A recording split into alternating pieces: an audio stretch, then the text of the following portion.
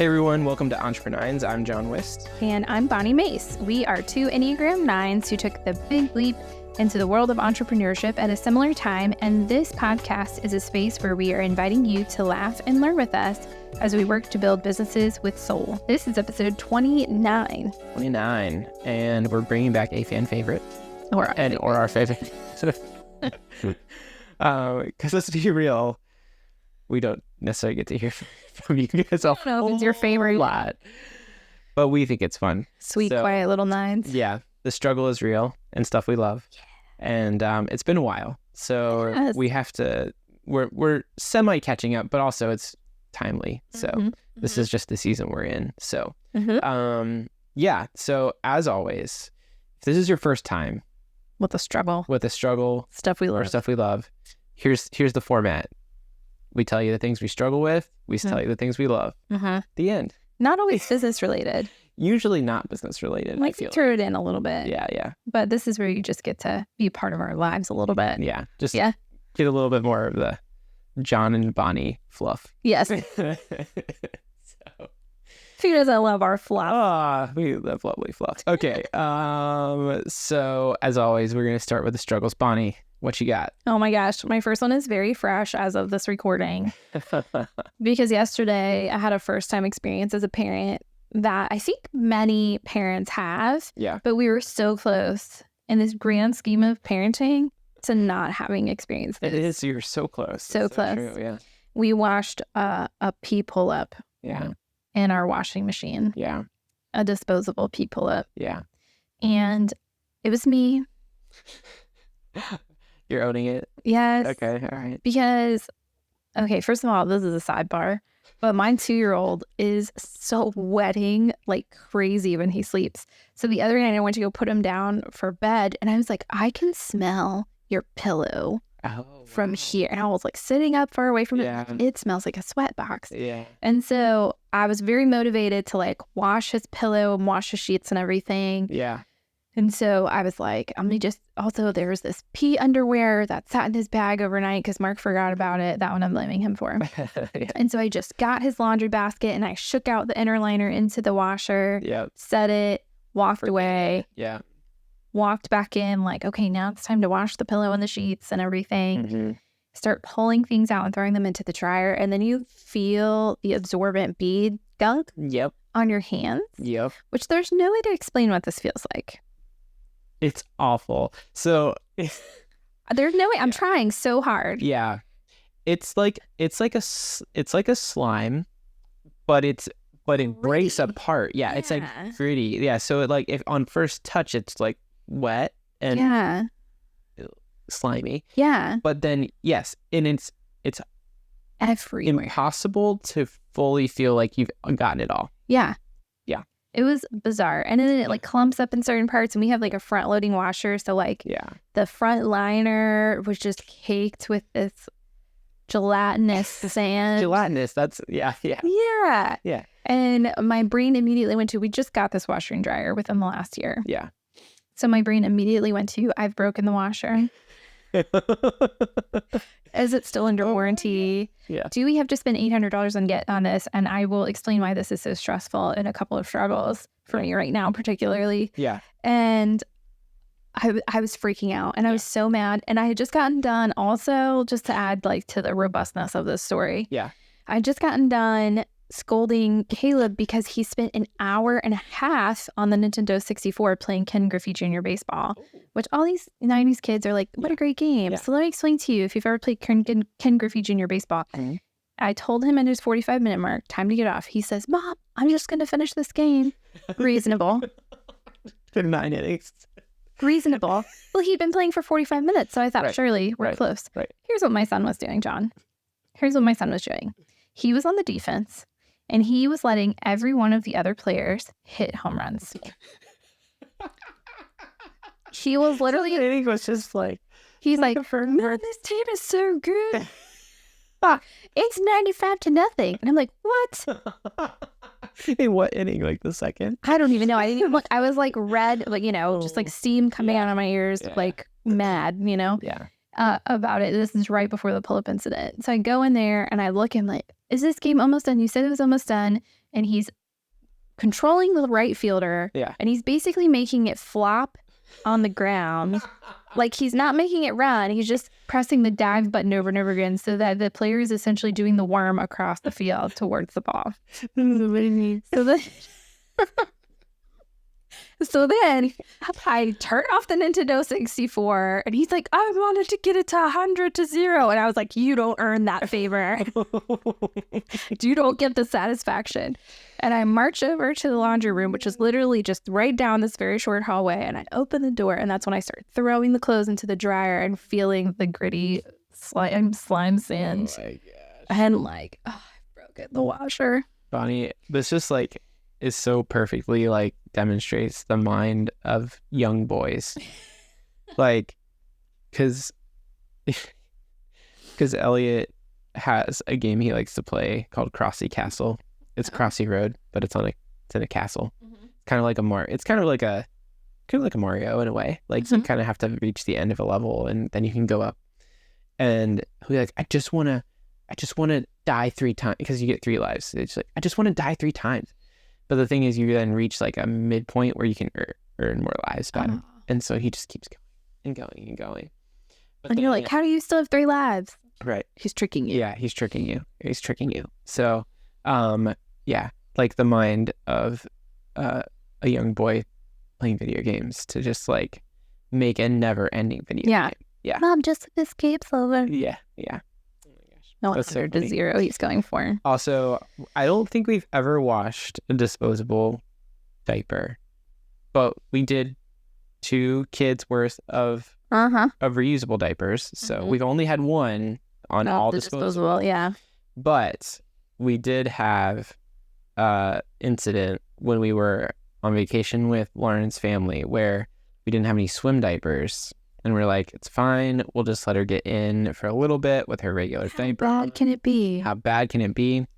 Took her, of course, like, we get out, like, oh, yeah, it's super full, but, like, it'll be fine. So I take her upstairs to the room to get her changed, pull her swimsuit down, and just out of the top. Oh, that just, like,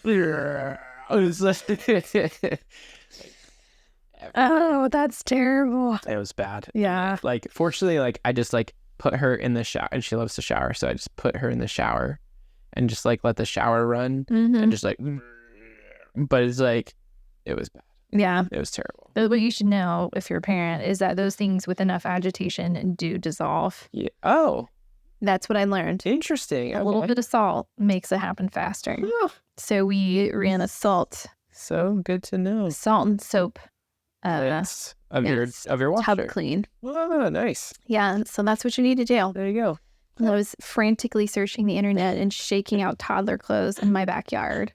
Tell me what to do. Oh, yeah. Yeah. I've ruined my washer. Yeah. No, it's a very common problem. So yeah. Anyway, but it's still a struggle. Yeah. All right, what about you? That was a very long story. No, that's okay. That's all right. Full of nuggets. I'll do a quick one, which is basically on the kids front, just like the end of school is here. Mm-hmm. And it's a great thing. Mm-hmm. It's also a terrible thing because like kids don't always know what to do with this idea that like they're not going to have routine or friends anymore. And so like we've had lots of big feels in our house recently, and also lots of like, but what if I never see them again? And also like, but when am I going to see my friends? And you know, like, so there's just lots of feels for the end of school, and it's fun. Like, I think they're excited about the summer, but also like, yeah, there's just something about the end of school that's like, oh yeah, I'm gonna freak out, you know, like for no reason. So yeah, well, I take that back. It seems like no reason. Like I think that's the hard part. Is like it just happens. Mm-hmm. There's not necessarily things that trigger it all the time. It just kind of happens, and so it feels like no reason. Yeah, but the real reason is like they don't know like what routine will look like and when they're gonna see their friends and stuff. So yeah, yeah. And on that note, like we do freak out for our own reasons as well. We just have a better grip on it, I guess. Yeah. Because my next struggle is rhythms changes, which have been exceedingly a lot in our spring life at the Mace place, and will continue to be through summer. It's just a lot. Yeah. We just keep making a lot of changes between like doing the 2 sports and swim lessons, and Isaac starting preschool, and then we switched his preschool day, and now I've taken on extra things, and Mark has to start going back to the office, and people are visiting now because it's spring and summer. Yeah. And like there's just been so many things that have made it very difficult to feel like I can do things. Yeah. Because like I don't know when I'm going to do things. Right. I have no idea. Right. It's like maybe this is a pocket of time. Maybe this is a pocket of time. Maybe this is. Yeah.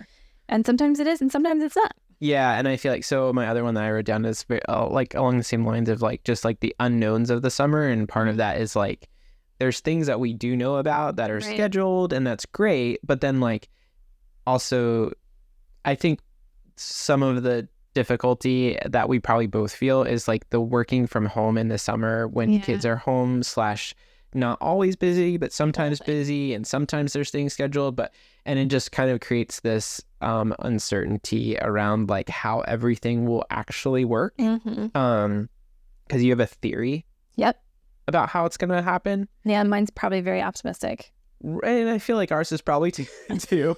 But you have like this theory about how things are gonna work, and then it's like very untested until you get there, right? Like we were just talking about like going to visit my mom. Like, when are we going to go visit my mom? And it's like, wait, these are the things we have scheduled, and that's great. And so technically that gives us like space and time to do this. But like, I feel like we don't know if that's going to work yet. Yeah. Like it feels like a little early for us to commit. Yeah. Because what if this all falls apart? Where's curled up and balls on the floor? Yeah. Somebody has to come excavate us from our own home. Yeah, exactly. Yeah. No, I definitely feel that. I feel that. And like recently, I feel like my kids have been needy when I don't anticipate them to be, and then not needy when I don't anticipate them to be. So it's like, they're kind of throwing me off even with like some of that, of even just their own rhythms are changing. Yeah. And for instance, my office, you might notice on the floor down next to you that there is a stuffed cow and a rainbow pillow and a bear. And that is because until I scooped all of the stuff onto the floor before you got here, the couch this is the cozy zone play space. Nice. And the last several days, immediately after school, when my youngest wakes up from his nap, they are like burying themselves in all of this leftover bedding from our last visitor. Yeah. And it's like, Mom, look, Mom, look, Mom, look. And I'm like, well, this is usually when you guys are like playing together because you missed each other. Right. And I can usually like get a couple things done. Like type some in. But I guess that's not going to happen. Yeah. And like, you guys are cute. That's fun. Yeah. But my office is like the place for them to be right now. Yeah. So yeah. I'm like, oh, that's going to be a dynamic this year. Yep. Yeah, I feel that too. Like Elliot, our oldest, is always like, when he gets home from school, is always like, Dad, can you come play outside with me? And usually like I've like paused something to like usher them back into the house. And so in this particular instance, I was like, yeah, I can. I have one thing that like I'm almost done with, and it took me maybe 10 minutes, but every like 2 minutes, it was like, oh my gosh, Dad, why are you not outside with that? Why are you not done yet? How are you still working? Yeah. It's like, okay, listen, buddy. If you could just leave me alone for 5 more minutes, I'll be done. Now that Caleb can read, he'll come up and be like, what even is this? Oh my God. What are you even looking at, Mom? Like the other day, I was trying to find memes for EntrepreNINES. Yeah. And he comes over my shoulder. And let me tell you, when you Google memes, they're not appropriate. Yeah. So he's standing over my shoulder. Mom, what is that? Mom, slow down. I'm trying to read that. I'm like, you should not be reading these things. Read that. I am working. Well, why are you reading things that aren't good for kids while you're working, son? I don't know how to explain. You're too smart. Be quiet. I've chosen to use memes for our podcast called EntrepreNINES. You don't know what any of those words mean. Also, you're too smart. Be quiet. Yeah. Go away. Go read something else. Yeah. Sign in an encyclopedia or something. Oh my gosh. So I said encyclopedia very weird just then. So it's okay. You guys replay that for yourselves for some enjoyment. Just go back and listen to it. Yeah. Okay. Where are we? Rhythms, changes, summer. We're terrified. Yeah. So I'm done. You have one more, right? I have one more, and it's called dying cars. Yeah. Let me tell you something about car. I'm only laughing because we just did it not that long ago. Yeah. Guys, I have to tell you. Can I tell them the story about your suggestion for getting cars done? Do you remember this moment? You were like, okay, here's what I suggest. And you were very serious. Okay. Yeah. So our Subaru is dying. And so you need a new car. And the car market sucks. That's my professional opinion right now after much research. Yeah. Sucks. And John so helpfully comes into my house after this is all very fresh. And he's like, okay, so here's what I suggest. He says, find someone with cancer. Oh gosh, buddy, this wasn't even in your house. This was Lauren and I were on a date. I decided we were FaceTime. We were like it was in my house because we were FaceTime. Oh my God. John was on a date with his wife, and they called us while Mark and I are literally bickering. Yeah, like they chime in. Mark and I are trying to finish our like budget because we just redid our whole budget. Yeah. And we always do this thing in my marriage where we budget something and I feel good about it and Mark feels good about it, and then Mark sleeps. Yeah. And suddenly the numbers all get smaller in his head. He sleeps and they just shrink. Everything shrinks down. Yeah. And I'm like, what is happening? So they call us on FaceTime in the middle of their date where they're like so in love and doe-eyed about each other. In love. And Mark and I are like, I hate the way your brain works. To each other. Yep. And then this is John's suggestion. And I was like in this headspace where I could not understand where this darkness was coming from John. And then I was like, oh, right.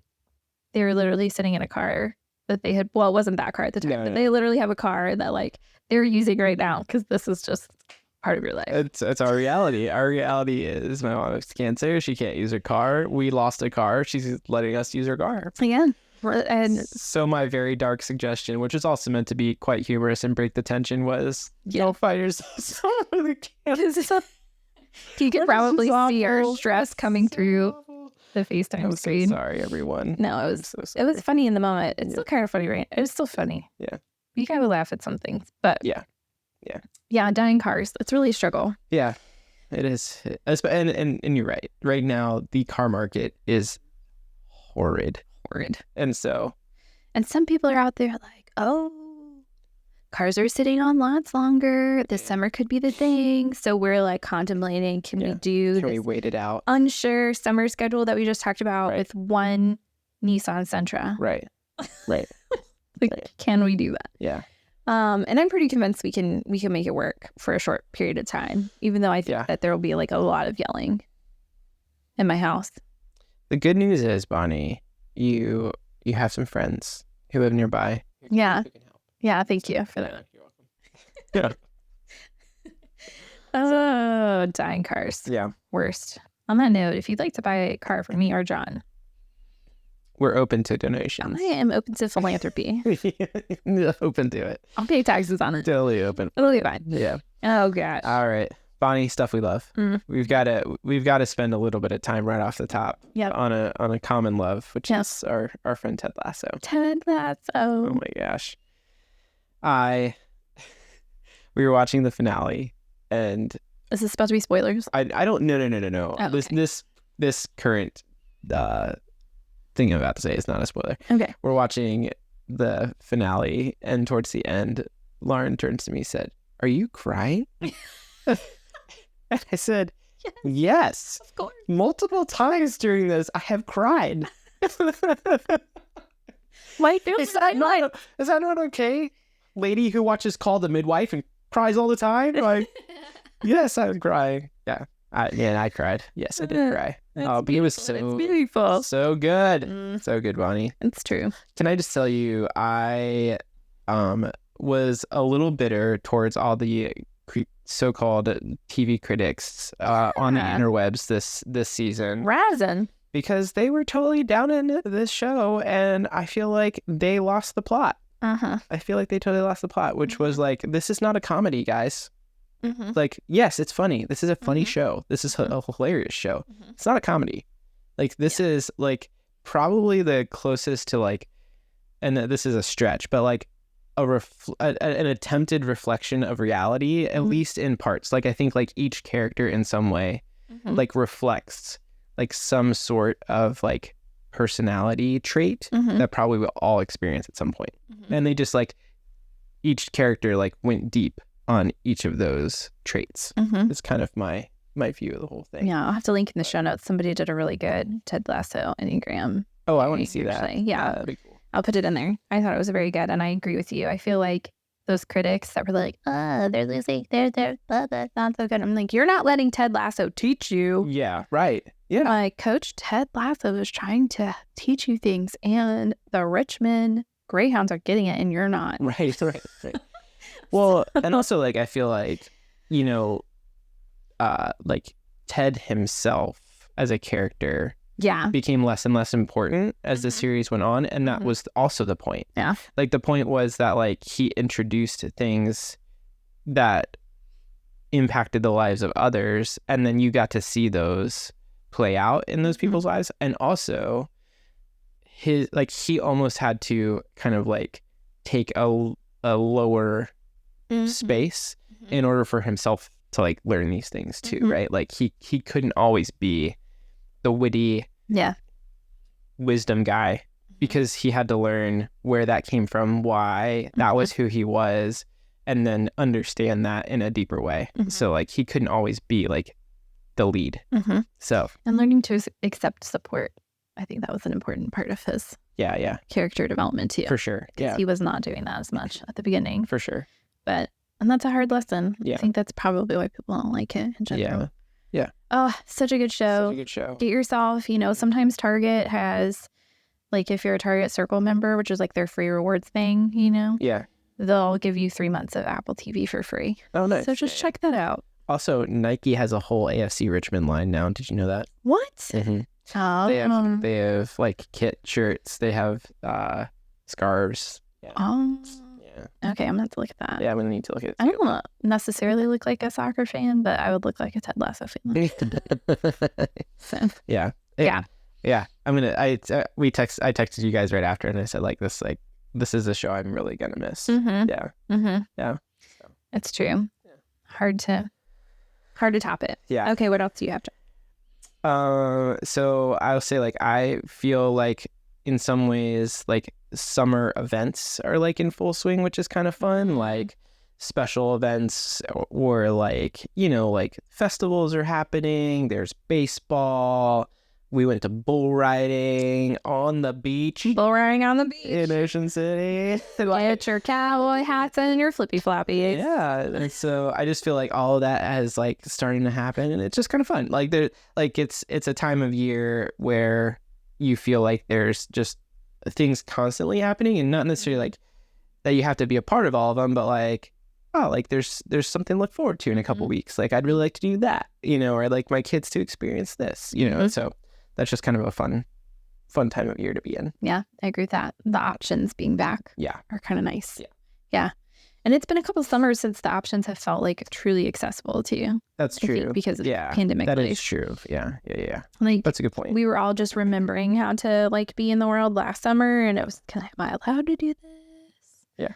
And I think a lot of organizations were like, well, we're not going to do this. Right. Because we're not sure if people are going to show up.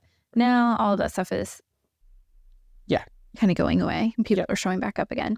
Yeah. And like the O's are good. Yeah. What happened there? Right. Yeah. Yeah. Like we live in Baltimore territory so we're Orioles fans. Yeah. Like as well.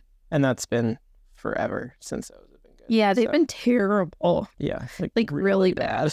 Really bad. The worst. Even the worst. My poor husband is a Baltimore Orioles fan, a Texas Rangers fan, and a Pittsburgh Pirates fan.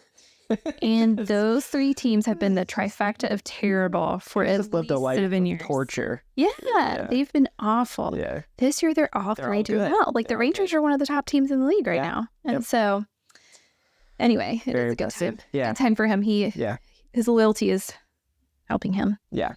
Okay, one of mine. We recently bought this set of planning magnetic dry erase boards, and this sounds so nerdy, and it's my like 3-ness being happy and my 6-ness being happy and my 9-ness just like bringing it all together. Yeah.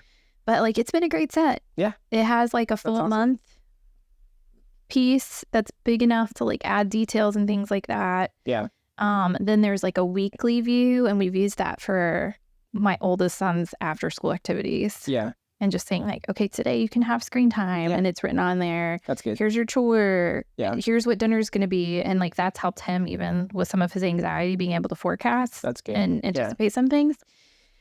And there's like a little checklist that we've used for his token jar, and like an extra. Anyway, it's really good quality. I'll link it in the show notes. Nice. That's awesome. I recommend. We don't have a dry erase board, but we did do calendars for the summer for both the kids. And it has really helped Elliot like feel excited, I think, about like what is planned so far for the summer. So that's good. Yeah. I was talking with one of my friends about how kids just feel so out of control of their own lives because they think they like, when we don't explain our own schedules, like they're like, okay, this is what I want to do today. They get it in their head, and then they're like, what do you mean we're driving to Ocean City? Like, you know, like it could be fun, but still like I had it in my head, we're going to play Legos all day. Yeah, no, like, I mean, I think some of the experience that I had even this past weekend was like, you know, like we're going to go to the pool on Sunday or on Saturday morning before we leave, you know, kind of a thing. And it's great, like, while they're thinking about it. But, like, then the time comes, it's like, I also wanted to. And it's like, right, but we don't have time for that. Yeah. Like then we'd be here all day. Yeah. Not planning on being here all day. And so, yeah, like, just, they get these ideas and they probably don't tell you them until, like, you've actually kind of then laid out the plan, and then they're disappointed. So, but yeah. Yeah, I do recommend Once Your Kids Can Read, because I feel like it has even brought some of that out in Caleb of like, why isn't this right anywhere in my week? Yep. You know? Yep. That's good. Yeah. That's good. So I will say one for us / me, but I think like Lauren is enjoying it too, is we have been using Marley Spoon, which is like a meal kit thing, delivery, like think Blue Apron-y kind of thing. But what we've enjoyed about it is it's Martha Stewart's version of it, basically.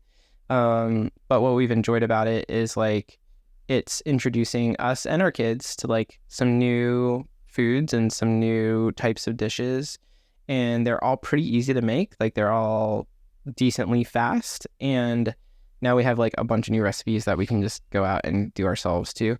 It's really cutting down on the amount we're eating out, which has been great. It's not cheap, but it's cheaper than us going out to eat. And we have I don't know how they do their math, but like we have tons of leftovers from these meals. So like their lunches, their, you know, sometimes leftover dinner type things. But yeah, so if you're a leftover person, I know you're not quite a leftover person. Yeah. But if you are a leftover person, then it feels worth it. But we started out kind of on like a discounted one because Lauren's sister had done it. And so like we'll try to find the discounts when we can, but for the most part, it's, you know, it's reasonable enough that it's worth it. So, but if you want a coupon code, you know, hey, like DM me or something, and I can send you a coupon code. I'll save us both money. So, anyways. Yeah. And Lauren has sent me a coupon code, and then it expired. I need to try it because meal planning takes up too much brain space. Yeah. And then you make the meal, and then your children, like while you're literally stirring it, come up and go, what is that? I'm so glad that happens in other houses other than ours. Yeah. Because they do that. You know the worst part about this story? I don't know if this is appropriate for a podcast. The child was naked trying to be in, like, he's supposed to be going in the shower. Right. And here you are sitting in my kitchen nude. Insulting the dinner I make you. You haven't even tasted it yet. I know, that's the worst. Anyway. It's the worst. Okay. Struggle. That's another struggle. But anyway, okay, so my last one is sandwiches. Love it. I love it. And I know that sounds dumb, but maybe I've alluded to the fact that our cars are broken. And you almost had a broken washer. Instead of broken washer. And we're just feeling, you know, inflation. Like, who could have guessed? Yeah. You know, whatever. Anyway, so we redone our entire budget recently to just be more reasonable and how much we're pulling from our savings, and trying to just be more realistic with what's in and out of our house right now. And the biggest place that Mark and I would spend money to eat would be lunchtime because like you said, I open the fridge and I see our leftovers and I'm like, this was perfectly fine for dinner. Right. But this makes me, I hate it when I look at it for lunch. Like, I don't want this hot food for lunch. I just don't want it. And I don't want to make a salad. Like, I'm not good at making salads. I don't have anything for that anyway. So I would be like, Mark, let's just go get a Wawa hoagie. Yeah. Like, let's just go get sushi when I'm feeling like bougie, you know? Because I want something cold and I want something fast and I want something filling. Yeah. And so I've just allowed myself to be the child that I was raised to be, which was a child who ate sandwiches every day for lunch of her growing up life. Yeah. And so I'm eating sandwiches and I was chips. there too. Yeah. Yeah. Yeah. I was there too. And it's fine. Yeah. And I know the carcinogens one day may catch up with me. But I'm getting the ones to say no nitrates. So that's good. There you go. There you go. Better. Yeah. Better. Yeah. It's a good choice. But yeah, sandwiches. I mean, sandwiches are good. They're good and they're saving us money. Yeah. And I am not thinking about lunch and treating myself now. So that's good. That's good. I have one more. Oh, okay. And I feel like I'm going against the grain a little bit here. Oh, dear. Because everybody's talking about how AI is going to kill us all. Uh-oh. But John's ushering in the robot revolution. Well, but here's my thing about AI, all right? So in what I do, which is editing videos and shooting videos and writing scripts and things like that, AI can be very, very useful. Yes. And so, like, for me, if I'm like cutting time down in things that I need to do, like, that is something I'm willing to invest some time in learning or like attempting to adopt. And so, yeah, there's just some tools that have been really great. Like, this podcast has been edited partially in AI for several weeks now because we don't have our normal gear. And sometimes it sounds a little funky, and I get it. I'm sorry, guys. Like, there are still issues with AI, right? But also, there's times where it sounds pretty darn good, and a computer did that. And so, like, there are just certain things that have been helpful. And so I'm enjoying exploring all the things and also like understanding that like this is not replacing me, right? But it's aiding in my time and it's also aiding in my creativity if I allow it to. So I know it's a bit of a controversial topic right now, but just saying I'm loving experimenting. We'll put it that way with some AI stuff. I just saw yesterday, I don't know if you saw this, Nick Goodner. Yeah, I did. Okay, yeah. So Nick Goodner, if you don't know who he is, he started this thing called Creative Church. And he also has like email blasts that go out and stuff. And he's starting a new one about artificial intelligence where he's basically going to be like just learning things and sharing what he's learning and how it impacts creatives. And so, yeah. I hopped on that because I'm pretty interested in that. Nice. But AI's really, I mean, I understand the potential implications. Yeah.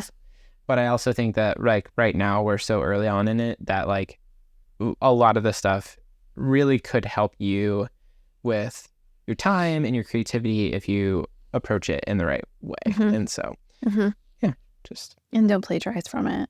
You always, I feel like you should unpack that a little, just a smidgen of like when you're using it for like writing and stuff. Yeah. Okay. So real quick. So like I was telling Bonni right before we started recording this, like I have been like inputting some prompts for ChatGPT to help me write some blog posts. Right. So like I enjoy writing. I feel like I'm decent at it. You are. But in this season right now, like what I want to do is put some things on my site that are authentic to me, are authentic to my business, but also help with things like SEO and things like that. And to do that, I need help because I'm not an SEO guy. I'm not a keyword guy. And so what I can do with ChatGPT is I can say like, hey, write me a blog post. Like, for example, I did one about how I price projects, right? Write me a blog post about value pricing and like why it, and compare it to like hourly pricing and also use the keywords like video production and, you know, things like that. And include some of my like value, you know, and include these like value words like authenticity and transparency and blah, blah, blah, blah, right? And so you put all that in there and you let it spit out what it spits out. But then like what I did is like, it's a computer. Right. And so it sounds like a robot. It kind of sounds like a computer. If you read it, you're like, wait, I don't think a human wrote this. Like you can sniff it out. And so like things like here at Unite Creative Company, blah, blah, blah, blah, blah. You know, it's like I don't talk that way. Right. You know, so like I then go through it and I'm like personalizing it towards who I am. Did it actually do what I wanted it to do? Which like you can also tell it to like rewrite it and stuff too. But I didn't do that with this one. I just said like, all right, I'm going to go through, I'm personalizing it. I'm changing every we or whatever to I, like, this is how I do it, blah, blah, blah, blah. And also making sure that the things that they're saying about the way I price is actually correct. And if it's not, then I'm like changing all of it. So for me, again, like it takes something like that I want to explain to people, but also has some of these like keywords and things in it that will help me with SEO. I want to do something like that, but like I don't feel like I have time to do it from scratch in this season. And so therefore let this help me.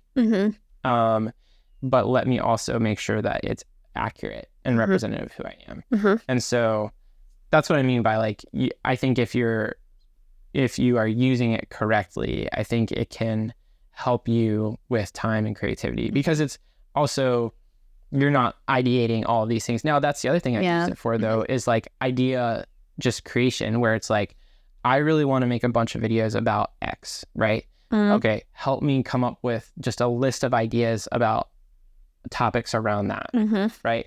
Because like, I have those all the time, and I don't write them down. You know what I mean? I'm the kind of person that'll be like, driving, like, oh, that would be a great idea. And then like, I don't write it down. You know? And so this is just one of those things that kind of reignites some of that thought process. Like, oh, I did have that thought and I didn't write it down. Yeah. And I think what you said of like using it as a tool is the important it's differentiator. It's not a new hire for you. Like, it's not going to replace. It's not a hack. No, it's not a hack. Yeah, it's not a hack. It's not a hack. It is a tool. It's a tool to get you a little bit further down the road, but it's not going to be. It's not going to complete your project for you. Like there's another thing called Autopod, which I've not used yet. But it's really only good for like multi-camera sequences in editing. But basically it edits the whole thing to cut back and forth between each camera as each person speaks, which is something that I've always had to do manually. Well, shoot, like that saves me a ton of time if I have that specific situation. But does it get it all right? No. I mean, so like I'm gonna have to go through and make sure that it's actually looking how I want it to look. So these are all the things, you know, that are happening right now. But yeah, I mean, I was like kind of hesitant, like even a couple weeks ago, to even like dip my toe in. But then once I started experiencing like some of the benefits of implementing these things in certain ways, it's like, oh no, it's worth my time to figure it out. So love it. Well, there you go. Struggles, the struggles that are real, and the stuffs we love. The stuffs we love. Summer 2023 edition. Yeah. I mean, we love hearing from you if you have struggles and stuffs you love. So feel free to leave us a voicemail or a voice memo. Via the DMs or comment. Tell us your favorite Ted Lasso character. Oh, I like that. I'm going to have to remember that for the post. That's a great one. We want to know your favorite Ted Lasso character. Who's yours? Oh, man, Roy Kent. Although Jamie really came around this last season, I feel like he really rounded out, and I appreciated that. And just like the whole bromance tension between Jamie and Roy was just like, they did very good with that one this season. That was great. No, I think, I mean, Roy has been a favorite since season 1. But I agree. I think that Rebecca actually has also been kind of a fun one to watch. And like the episode where she's at the meeting with all the other owners, like that for me was just kind of like nice. Like this is like a redemption story for her. So That's good. So good. Yeah. So tell us your favorite Ted Lasso character. You can find us on the internet, friends. Yeah. We're here, and I'm going to link all the stuff that we just referenced. If it's on the internet, I'm going to put a link to it in the show notes, as well as our social medias, John's SEO building website, and the blog posts that he ideated with artificial intelligence. See if you can figure it out. Nice. Yeah. Oh man, that I feel stressful in the sense of like, oh, I need to go back and make it even harder for people to figure out. Right. But no, it's fine. Also, leave us a rating and review so that people can find the podcast. Yep. That'd be great. Yep. And we will see you next time. Bye. Bye.